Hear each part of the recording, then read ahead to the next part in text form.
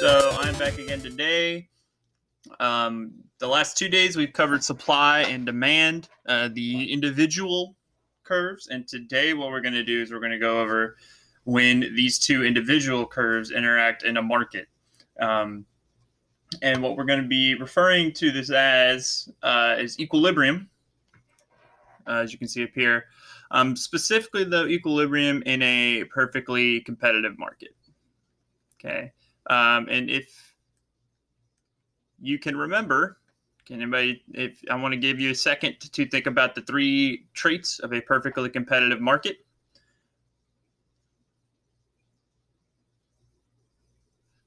All right. So the three things that make it perfectly competitive is a large number of buyers and sellers. Okay. The second one is uniform goods. Every good in the market is the same. Again, gasoline being a good example. And three is the idea of perfect information. Again, gas is nice and easy here because most, if not all, all gas stations have their gas prices posted and a large number of buyers and sellers. The key thing that all of these create is a lack of market power, which means that every actor in this market is beholden to the market itself. So we're going to keep our same gas example going on, right, with 100 people in the economy, 100 consumers, let's say. The amount of firms has just got to be a certain amount. You know, we could say 100, maybe 10 or 15 is probably a pretty good number, right? Somewhere around there. Okay. For 100 people, that's certainly perfectly competitive. And what we have here is the demand curve, as we've talked about, right? And the supply curve. The demand curve has a negative relationship. The law of demand states that as the price of a good increases, the quantity demanded decreases, and as the price decreases, the quantity of demand increases. Right down here we have Q. Down here we have our Q stands for quantity. P stands for price. Right. So, for example, what we're saying here is this is 50 cents a gallon. This is $1 a gallon. This is $1.50 a gallon. $2 a gallon, et cetera, et cetera. Okay. For suppliers, the higher the price, the more they want to supply, right? At $5, right, they want to supply the entire market, $5 a gallon, and at 50 cents, they want to supply very little of the market, right? So what we see here, as we put these two into one point or one graph, we have a point here, equilibrium, okay? The intersection of supply and demand. So equilibrium for this particular market is at $2.50 a gallon, and at $2.50 a gallon, 50 people are fulfilling their gas demands. So the question becomes, what happens to the other 50? All right. Well, this price right here for those $2.50 at that $2.50, this exceeds their opportunity cost. Okay.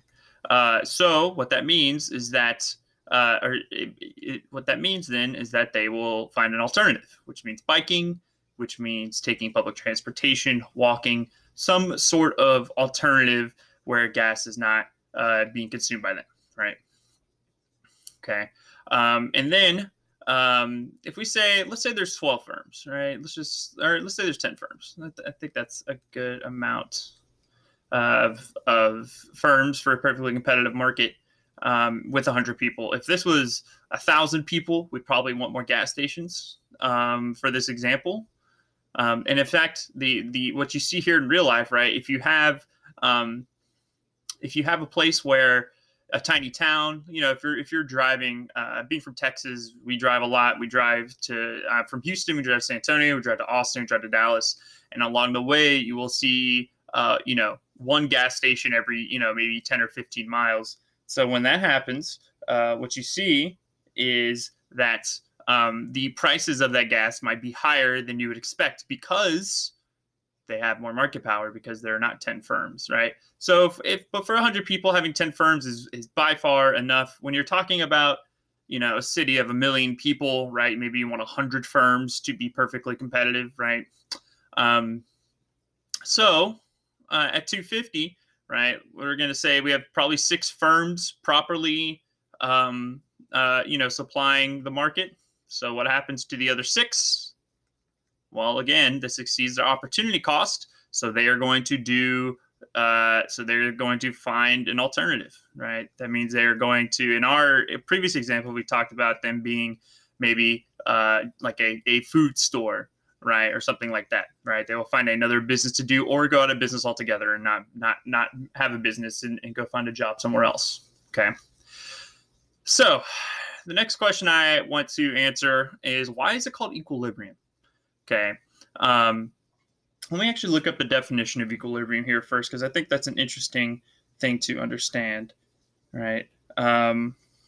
Give me 1 second here. All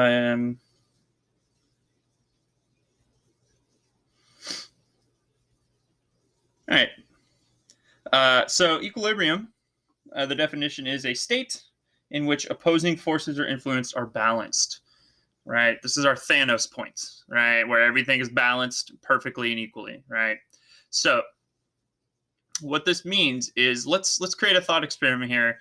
Let's see what happens. Let's ask the question: what happens when the price is at $1.50? Okay. So at $1.50. What we see here, and roughly, bear with my terrible graphing here. What we see here is that the quantity demanded, right? If we look at our curve, the quantity demanded here is at 70, and the quantity supplied is at 30. Okay, so what that means is that there is 40 people in this market not getting the gasoline that they want, right? Because of a combination of too many people demanding and too few people supplying. Okay, and this is what we call a shortage, where there are too few of a good and too many consumers of that good. We're actually seeing this right now during this kind of coronavirus pandemic we have. Things with like toilet paper and hand sanitizer, right? There's a severe shortage at the price it's at, which leads to people attempting to kind of increase the price to make more money, right? And I'll actually use this as an example later on to better explain it. But basically what's happening is you see people trying to push that price up in order to gain more profit.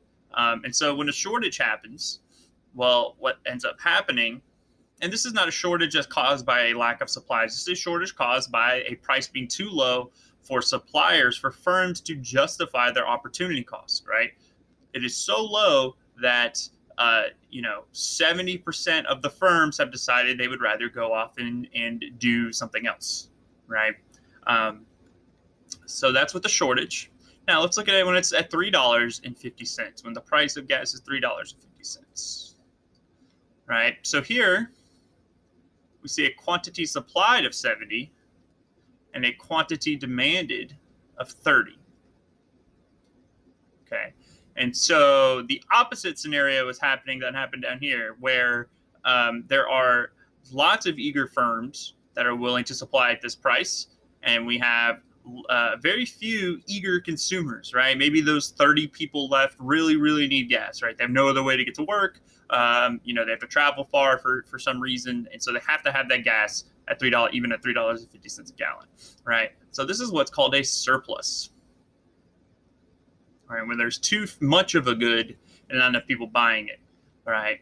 And so both of these scenarios are inefficient, right? There's tons of people caught in the middle here, right? This kind of triangle, right? There's tons of this economic activity not happening that should happen. And so what happens in a perfectly competitive market, and why this is called equilibrium, is when you have a shortage, okay, what's going to naturally happen is that producers will increase the price, all right? They will increase the price, right? And what that leads to is that the quantity demanded decreases, right? But the price continues to go up because there is still a shortage, and that will occur all the way until equilibrium, right? So natural forces of the markets dictate that when you have a shortage, right, a shortage where it's price creating the shortage, right, there's other scenarios, again, as I said earlier, that the price will naturally force its way upward, right? And so that is why it's called equilibrium, is because it'll naturally gravitate towards this, right? A shortage is going to be a scenario where everybody, when gas is being bought, eventually what's going to happen is there are a lot of people, again, 40 people left out to kind of left out to dry at this price. And so that's a problem. And so what's going to happen is it's going to go up, and then all of a sudden 20 of those people, right, if we get back to our 50 people equilibrium, 20 of these people will decide that their opportunity cost is now exceeded, and they will go find another alternative. And then we'll see another 20% of firms decide that their opportunity cost is low enough now that they will go ahead and start producing gasoline at this point. Likewise with surplus, right? What you will see is about 20% of those firms will drop out of the market, right? Because they're not making any money, right? People are making money here, right? These firms are not making money because only 30 people are buying it. So, 40% of firms are not making any money, right? Because nobody's buying it. And so you're going to see a bunch of firms drop out, about 20%, because again, our equilibrium is about half of the market, right? Half of the people, right? So we're using that percentage as kind of an example, right? Or 5 firms will drop out of the market, or 2 firms, will drop out of the market from here. And then the prices will go down. And then you will see more consumers return back to the good, leading back to equilibrium. Okay, so these situations here in a perfectly competitive market naturally gravitate towards equilibrium because of the pressures created on consumers during a shortage and producers during a surplus, right? So that is why it's called equilibrium. Okay.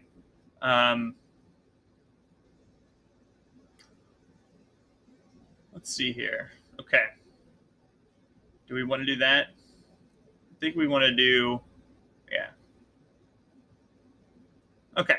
So I think what I want to do next, if we can somehow erase all the yellow, that'd be great. Let's see how far this will go back. So next one I want to talk about is shifting these curves with the things we've talked about previously. Okay, so let's say that there is a change in tastes for gas, right? All of a sudden, gas is much more popular now because, people, it's summer, right? And during the summer, taste will change for gasoline because people go on a lot of vacations, right?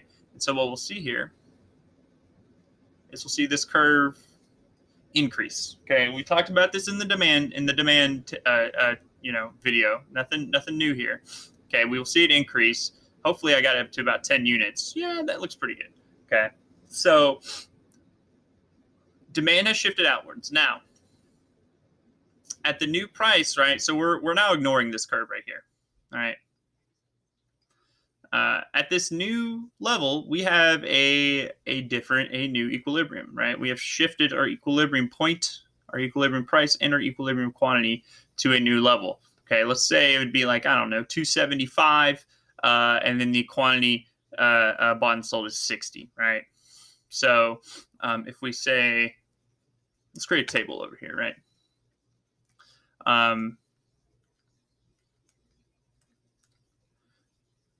Okay, so at equilibrium point white, right, the quantity was 50 and the price was 250. Okay, at equilibrium point blue, or this dark blue, right, quantity bought and sold is now 60 at a price of 275. Okay, so this is true for every time demand increases. Not this particular set, but the trend. Okay, so let's make another table actually out here right quick. Okay, because we're gonna have 4 different things that we can change, right? So when we see an increase in demand, okay, the quantity bought and sold is going to go up, and the price at which it is bought and sold goes up. And now intuitively, I want to think about this for a second. I just want to think about this as somebody as a person, you compete in this marketplace yourself, right? Not necessarily the gasoline marketplace, but any given marketplace, right? When something gets very popular all of a sudden, right, for whatever reason, the price of that thing goes up immediately, right? Or not immediately, but it will go up if markets are reacting, if we have perfect information, which we do in this particular model, right? So when it's summertime and all of a sudden all these families, these 100 people all want to go on summer vacation somewhere outside of the city, these gas firms know that they're going to raise prices because there's so much demand. Because what happens here at this original price of $2.50, well, we have a shortage, right? We have more demand, right, than we have almost 70 units, let's say, than we have for supply. Okay, is that 60? That's not quite 60, but we'll just say it's 60. That's fine, right? So we have a shortage here, and so equilibrium dictates we push up to a new point. Oops. I'm gonna get rid of that arrow, but it doesn't look like it's going away anytime soon. Okay. So when we see an increase in demand, we see an increase in price, or an increase in quantity and increase in price. Okay. Now let's see what happens when demand decreases. Okay. Let's say tastes go the other way, right? Let's say that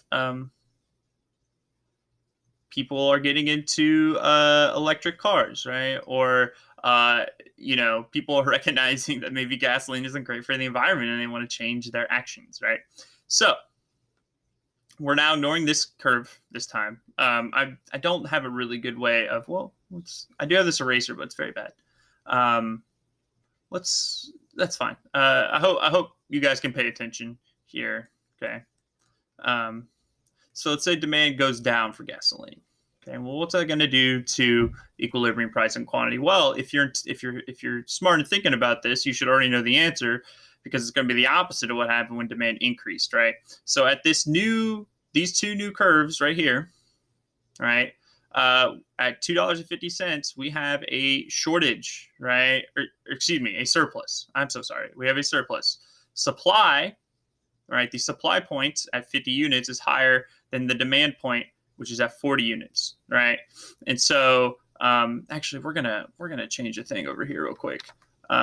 We're going to say this is not 60. We're going to say this is, hey, that's actually not too bad of a race job there. All right. We're going to say this is at like 55. Right. That's going to make the rest of these examples a little bit easier.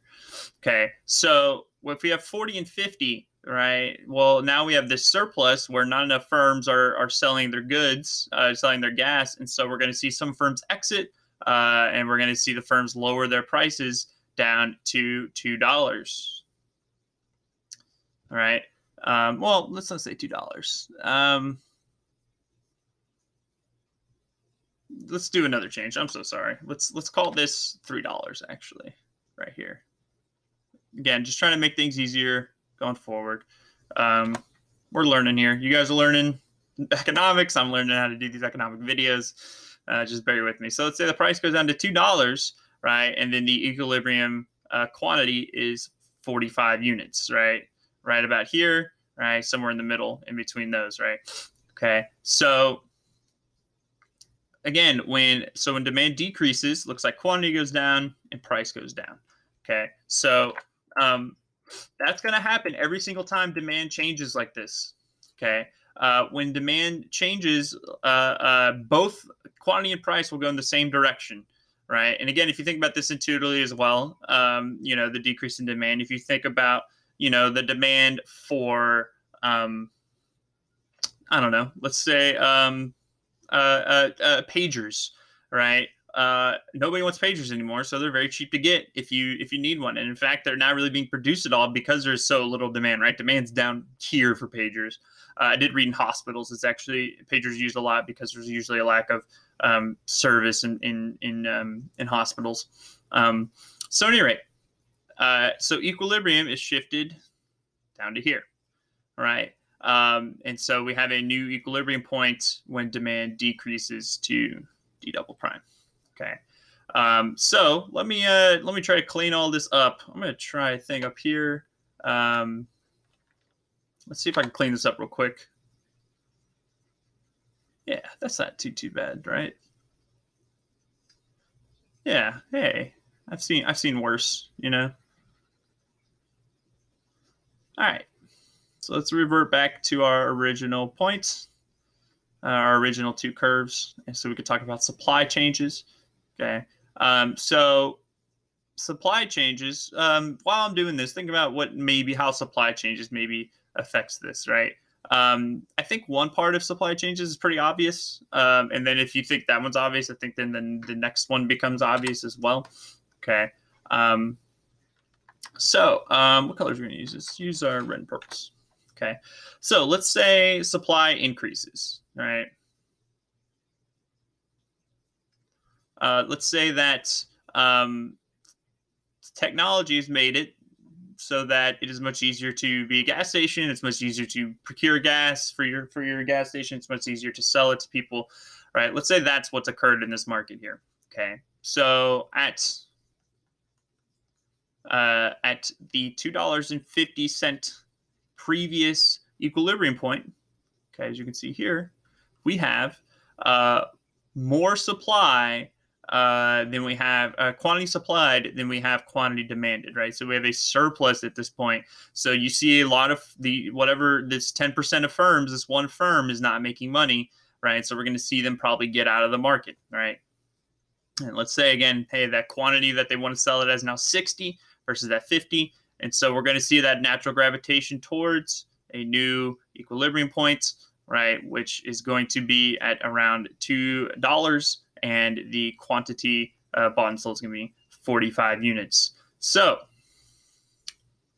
I'm sorry, not 45 units. I'm a fool. It's 55 units. Okay. So, from our equilibrium point, we see that more is being bought and sold than previously, but at a lower price. Okay. And so if you think about that intuitively, it makes sense in that since there are more suppliers in the market, right, what's happening then is that there's more competition. With more competition leads to lower prices, right? And then people recognize this as consumers and see that they will be able to purchase it at $2, right? And so when we have supply, an increase in supply, the quantity goes up. That makes total sense, right? When you increase supply, quantity goes up. And then because there are more producers, the price will go down, right? Okay, let's get back. Let's do the eraser right now. Yeah. Okay, so that's what happens when you have. I'm using the pen. I want to do the felt pen. Yeah, there we go. I think it's a little bit better of an eraser. So what happens when supply decreases? Well, I think there's an intuitive part of this. Again, if the supply of a good decreases, obviously it's going to decrease, right? What color do we want? It's 7. Okay. So when we have a supply decrease, okay, to our S double prime, right, at the original equilibrium point at $2.50, we have a, excuse me, that's the wrong point. At $2.50 right here, we have a shortage, right? There are too many people expecting the good at this price for the people who can produce it. And so what we're going to see then is a head towards a new equilibrium, right, where the price is slightly higher, right? Let's say that it's somewhere around $3. But the quantity is lower at 45 units. Okay. Again, this should intuitively make sense. A decrease in supply is obviously going to lead to a decrease in quantity, but with that actually comes an increase in price. Okay. And so if we can kind of put all of these back together again, right, just to kind of show the final examples here so you guys can kind of get a better view. Maybe a better view, might be a worse view. What we see here, right, is that as these shifts occur, right, the prices will change drastically. Okay. Actually, this is a terrible idea. I shouldn't have done this, but that's okay. Hey, I can just do that. Bada bing, bada boom. Okay. these are the 4 ways that it will change. And so a lot of times what they're going to ask you is to, oops, nope, I think. Here's what they'll do is they will say, they will help ask you to identify a shift, a type of shift, right? Not directly, right? They're not going to say, hey, what type of shift is this? But then they're going to take that shift and say, hey, how does it impact equilibrium, right? And so you need to know your different shifts and how they impact equilibrium, right? And so to know your shifts, right, you need to understand the 5 things that shift demand and the 4 things that shift supply. You need to understand, and then you need to understand how that affects equilibrium price, right? So again, an increase in demand leads to an increase in quantity bought and sold, and the increase in the price at which it is bought and sold. A decrease in demand, it leads to a decrease in both, and this is clearly the worst for the market, right? The market as a whole will suffer significantly if demand decreases, right? That's how you see markets disappear, right? If you're looking at a company, that many of you might have heard of, GameStop, right? GameStop is going out of business because people don't buy physical copies anymore. The demand for physical video games has decreased drastically, right? You can get them online for no problem. I just pre-ordered Animal Crossing. I don't need the physical copy, right? So that is disastrous for a market. We're seeing it right now in oil, right? Well, really, that's a supply problem more than anything. I should take that back. That's not oil. An increase in supply leads to an increase in quantity at the cost of price, right? And so an increase in quantity is good. A decrease in price is good for the consumer, bad for the producer, right? So you'll maybe see some producers exit the market at that point. But again, since we've seen an increase in supply, that's not negligible. It's just unknown.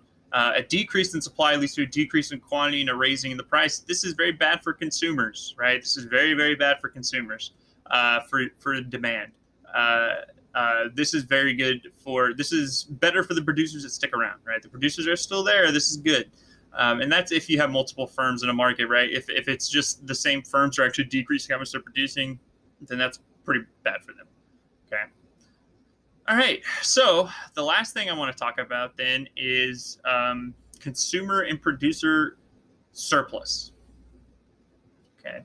Actually, you know what? We're going to take another video. We're going to do a different video for consumer producer surplus. This is equilibrium and how it works, and shifts in the curves and how those work. I hope this video has been informative. As somebody pointed out, we're starting to get into the kind of thicket of the tricky stuff of micro. We're going to do consumer producer surplus next. Then we're also going to do elasticity and how that affects a lot of things. Elasticity is probably one of the trickiest things in economics. Hopefully I can help you understand that a little bit better. But tomorrow we will continue consumer producer surplus and elasticity. Until then,